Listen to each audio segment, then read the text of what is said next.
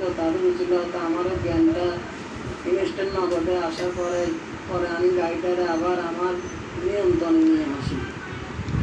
আসার পরে বিপুলেশ্বর বাজার থেকে প্রায় মাইকি সুতরাং থানা পর্যন্ত প্রায় 25-26 কিলো।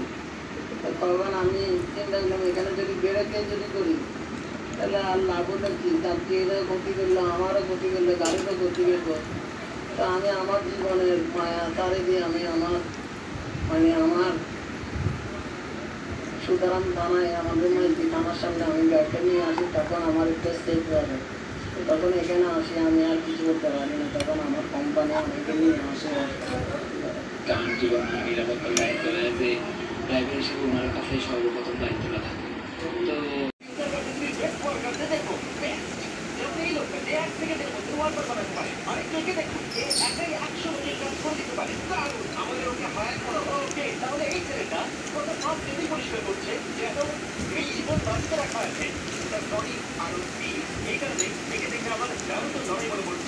আমি ওখানে গিয়ে 100টা ব্যাংকে অর্ডার দিতে চাই, ওষুধ আমার আলাদা আলাদা, ওকে সব বুঝতে হবে, তারপর আমি ওকে একসাথে দেখতে চাই। ও আমার এই ধরনের কাজ পছন্দ, এটা স্মার্ট ওয়ার্কিং, হার্ড ওয়ার্কিং নয়।